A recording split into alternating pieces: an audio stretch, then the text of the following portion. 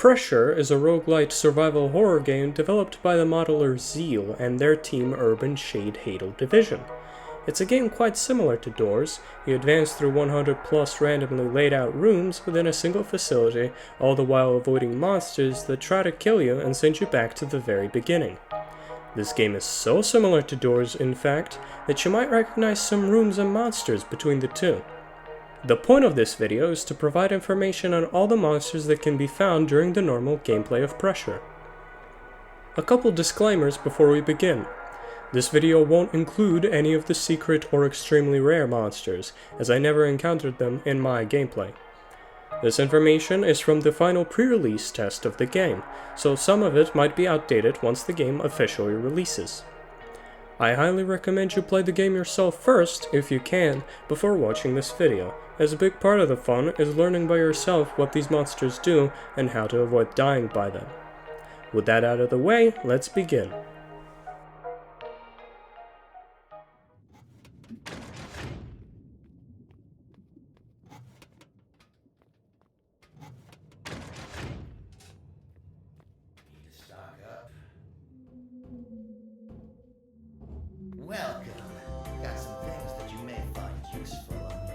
Starting off, we have not only a passive monster, but a straight-up helpful one. Sebastian Solace, designated Z13 by the Urban Shade organization, is a human fish mutant. He is a victim of DNA experiments which were carried out to see if people could be given gills to breathe underwater. As a result, he grew in size, developed a fish-like appearance, and gained superhuman abilities such as high agility and intellect. Thankfully, he doesn't have anything against you and is more than willing to help you out in several ways. The first time you're going to meet him is probably when you're going to die. You will appear in a dark room with a table and Sebastian looking at you from the other side. He will introduce himself, give you a redacted document which details the monster that killed you, and give you some quick advice before you exit back to the spectator screen. That, or he will mock you if you died in a stupid way. Maybe try hiding from the big bad monster next time, yeah. Each time you die to the same monster, more of its document gets revealed to you, and you can view any documents you've unlocked in the main lobby. From that point on, you can buy supplies at the beginning of each game, which Sebastian will, not so kindly, deliver you via a dead drop next to the first door. Around halfway through your journey in the Hadal Black site, Sebastian will appear in person in a small room hidden by a vent. In here, he will sell you some items that are attached onto his tail, as well as unlimited batteries and a document about him on the table to his right. For currency, Sebastian accepts any and all data you collected on your run so far, which accumulates into an arbitrary number at the top right of your screen. Fun fact! Sebastian is voiced by none other than Gianni Matragrana himself, the talented voice actor behind Gabriel from Ultrakill, the Mind Flayer from Stranger Things, and Surgeons 1 and 2 from Happy's Humble Farm.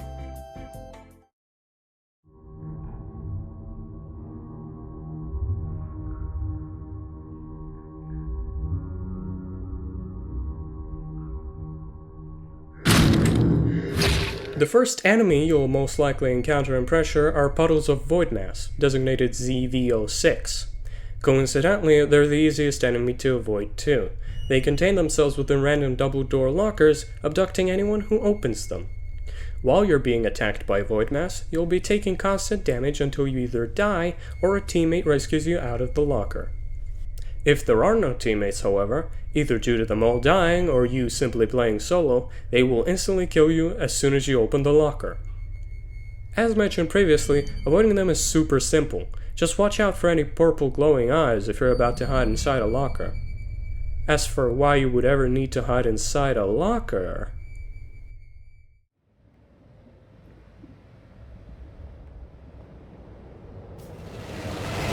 The Angler, designated Z283, will probably be the most common enemy you'll encounter in Pressure. The Angler is a floating face resembling an anglerfish surrounded by void. It spawns at random and rushes at high speeds through several rooms, including the one you're currently in, killing anyone that gets too close to it. It always takes the shortest path from the entrance of the room to the exit. To avoid getting killed by the angler, you can either hide inside a double door locker or go into a side room, if there is one and you're sure it will pass by without having direct line of sight to you. The angler emits electromagnetic pulses that disrupt any electrical equipment nearby. As a result, the lights will flicker slightly when it first spawns, giving you an easy tell for when it's time to hide. After that, it will pass through several rooms either behind or ahead of you, screeching loudly all the while and disabling the lights in them. If you're planning to hide inside a locker, make sure you don't do it too early or too late. If you hop in too early, you'll start feeling anxious, and eventually force yourself out of the locker, to the angler's amusement. Waiting too long to hop in will obviously get you killed before you can even press the button to hide.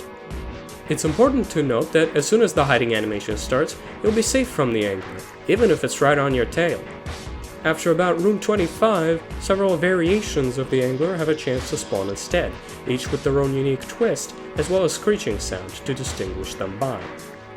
The brown variation is called Frogger, not Frogger, Frogger, and if the angler is a carbon copy of Rush from Doors, the Frogger is a copy of Ambush. After going through a room for the first time, it will rebound back to its spawn point, giving you some time to exit your locker and reset your anxiety. After that, it will go through a room once more before disappearing. The green version of the angler is called Chain Smoker, and it's considerably slower than any of the other versions. You would think that's good, but in conjunction with its anxiety-inducing green smoke, it actually makes it quite hard to time the exact moment you need to enter a locker to avoid it. The gray variation of the angler, dubbed Blitz, is basically Angler on steroids. It acts the exact same way as Angler, but 1. Its initial distance screech is much quieter, making it harder to time your lockers, and 2. It seems to be considerably faster as well. The pink version is aptly called Pinky. What separates it from other versions is that it doesn't emit any electromagnetic pulses. This means that you will not see any lights flickering, and it won't disable the lights of the rooms it passes through. Obviously, not having flickering lights to signal its arrival is a bad thing, but not having any lights disabled is actually good, as there are monsters that make their home within the darkness.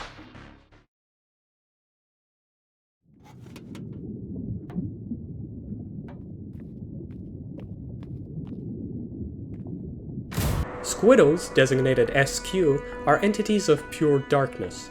They are slightly bigger than the average human in size and resemble squids or octopi in appearance. When a room goes dark, a random amount of Squiddles will spawn inside of it, sitting still in one place. If you get too close to them or shine any sort of light on them, Squiddles will bear a hideous face at you in an attempt to ward you off. If you fail to back off or turn the light away from them, you will be attacked for a quarter of your health. This makes avoiding them quite a hassle, as you need to know where they are with your light, but also make sure you don't shine it on them for too long. There are only 2 light sources that you can find which will not anchor Squiddles. Those are the flash beacon and the blacklight, a pretty rare ultraviolet flashlight with a considerably quick battery drain. Unlike Squiddles, the Eyefestation, designated Z317, really wants you to look at it. It is a large bull shark riddled with eye-like growths all around its body. When you're within its line of sight, the green rays Eyefestation produces will pull your gaze towards it. Don't let that happen. It uses eye contact to siphon out your life force, dealing constant damage. The Eyefestation only appears in rooms that have a large enough window to the sea that it can look through. It swims in as soon as you open that room's entrance, and swims away as soon as you open the exit. Very rarely, it might use telepathy to transmit a voice which goads you into looking at it. Looking into my eyes will result in immediate execution. Do you want to die? Do you want to fail? Look into my eyes. Failing to do so will result in immediate death. Are you this eager to die? Resistance is futile. Look into my eyes. Oh, and by the way, do not use the flash beacon on it. It will not get scared off, no matter what the beginning shop tells you. Flashing its eyes will only make it angrier, strengthening its pull and dealing even more damage from eye contact. You do get to listen to some banger breakcore though.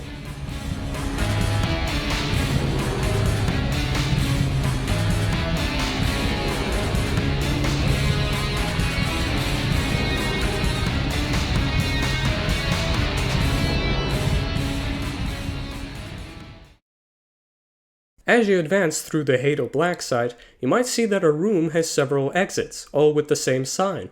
Cool, you might think to yourself. You can take different paths each playthrough and see where it leads. Oh. The Good People is a duo of two monsters working together to catch any inattentive players off guard. It consists of the digital anomaly Z779 and a huge all-consuming assimilating monster, Z96. Each room, Z779, has a chance to pick one or more random doors within and make its sign look like the exit to the next room. The door actually leads to a large room where Z96 seems to be idling until it notices you. A confrontation occurs, during which you are dealt exactly 55 damage. The door then locks itself, and Z779 changes its sign to display one of many mocking messages, be it a smug face or a straight-up insult. To know which door is fake and which isn't, you can either listen to what's behind the door, or look at the sign until it gives off a spark.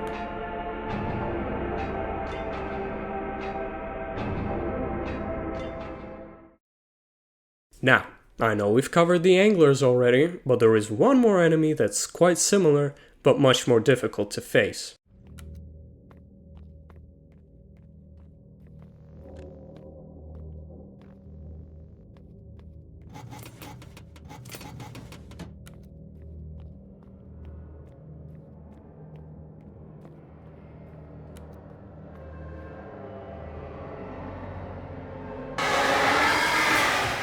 Pandemonium, designated Z283, is possibly the rarest out of all the normal gameplay enemies in Pressure. Similar to the Angler, it's a floating, screaming face that rushes through rooms at random times, telegraphing its approach with flickering lights. Hiding from Pandemonium isn't as simple though. First off, you are absolutely forced to hide into lockers if you wish to survive, as it will scan through every nook and cranny of every room to find you. Once you do get into a locker though, Pandemonium will try to break into it, initiating a quick-time event sequence. You have to hold your cursor in the center of the screen, or else the energy bar at the bottom will drain and you will no longer be able to hold it off, resulting in instant death. Pandemonium will repeatedly bash against the locker doors, throwing the cursor off and forcing you to reposition.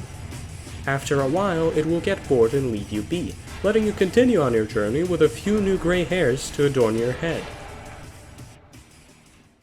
Congratulations! Now you know how to deal with every monster. On their own.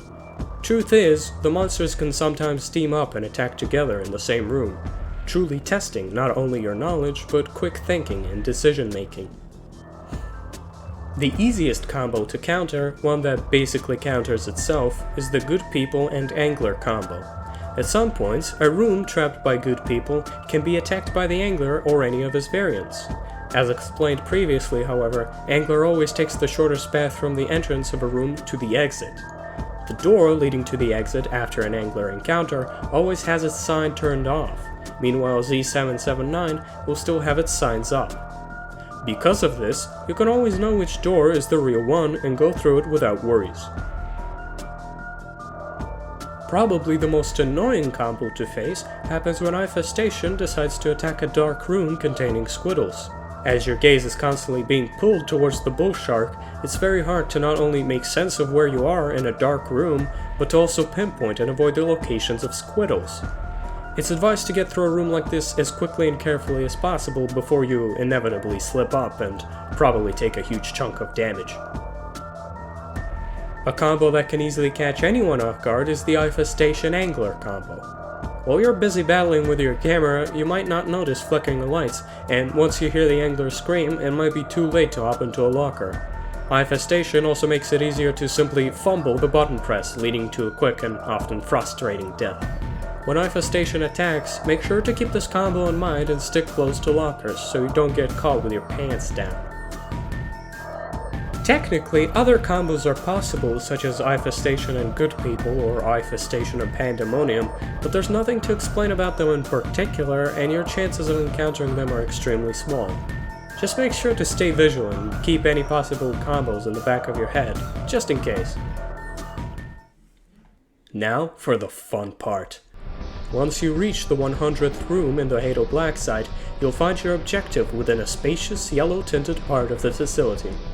The crystal that powers everything in here sitting comfortably in a containment tube. Once you grab it, the power will cut out all throughout the place, marking the beginning of the endgame. Now you just have to escape. The endgame is obviously the hardest part of each run, where the monsters take all their gloves off and come full force at you. The most glaring feature of the endgame is the complete lack of lighting, save for occasional flickers probably there to give players without a light source a fighting chance. Due to this darkness, Squiddles infest every single room, meaning that you can die at any time here. Additionally, the Angler, who usually doesn't attack rooms that are already dark, will start appearing as well. The same goes for all its variations and Pandemonium. If you are particularly unlucky, you might become the victim of a triple whammy combo where Eyefestation, Squiddles, and the Angler will all attack at the same time. All I can say is be extremely vigilant and always have a plan. You don't want to die here. You're too close to victory for that. Oh, and good luck. And that's it for the video. Now you know everything you need to about the monsters from Pressure, at least what is known about them from the final pre-release test. I hope you enjoyed this video, and I sincerely hope you put this information to good use. If you liked this video, I probably won't be making anything like this again, but drop me a like and subscribe anyway. Who knows, maybe you'll like other stuff I make, or maybe I'll make something like this again once the full game releases. Thank you very much for watching, and have a nice day.